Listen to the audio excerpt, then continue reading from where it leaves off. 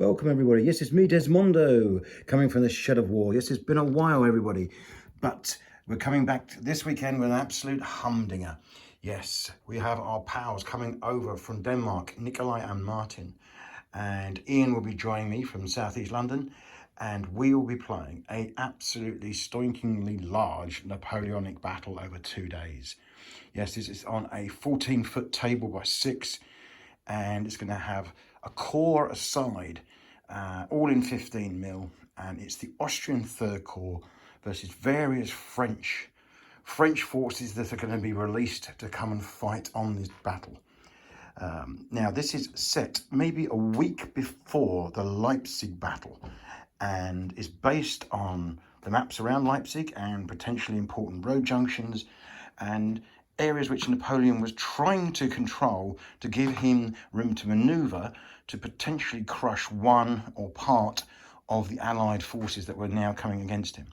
Now, in this case, the Austrian Third Corps, which will arrive from that table edge, its job is not only to sweep any French defenders away, but to dominate the table to such an extent that that road junction there is completely under their control, and if possible, control both ends of it as well, because that will lead to Leipzig.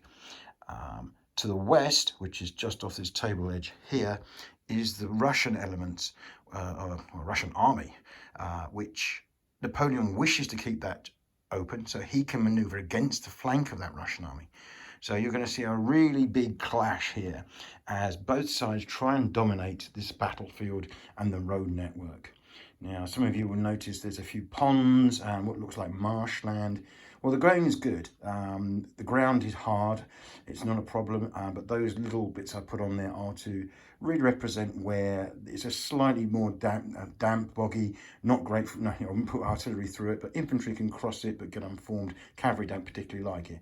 But it just gives you a little bit of terrain to break up just expansive fields.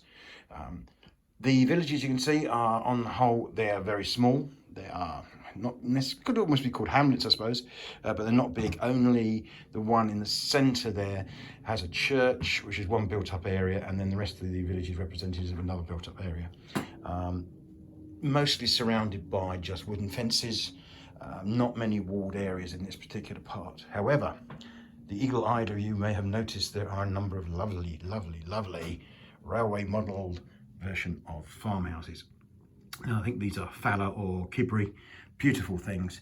And yes, there are a couple, I think 3 farms on the battlefield that I put on just to represent those dwellings. And all of them, of course, are going to be manned by the French and their allies, and will be trying to slow the Austrian advance.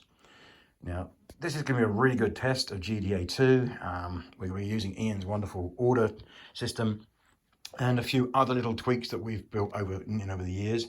But essentially, it's going to be a stand-up fight with a fresh, nearly full-strength Austrian corps now versus the French, who are not in a good way. Let's be honest, they've been campaigning now ever since the armistice was ended.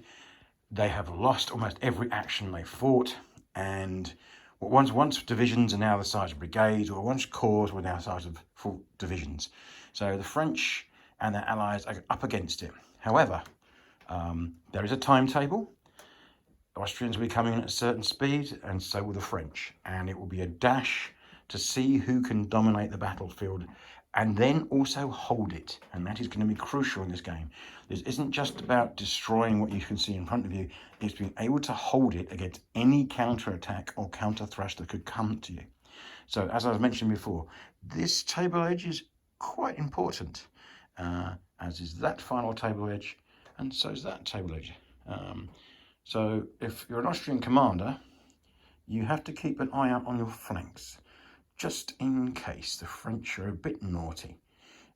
And you must be aware of the French being naughty, because Napoleon is not too far away, and he can have a dramatic impact upon this game. So, really looking forward to this. 2 full days of fighting this battle. As I say, it's a real challenge for the French, which Ian and I are taking. We're up against, as I say, these enormous full-strength Austrian battalions on the Third Corps. Just a word about orders of battle. The orders of battle actually come from Leipzig. They are the actual orders of battle in Nasker's books for the French as well as the Austrians. So I pretty well tried to mirror exactly what was actually used, only maybe a week or so later, to give it more of an authentic feel rather than just fielding, should we say, artificial core constructs. These are actual proper corps that actually fought and were at Leipzig.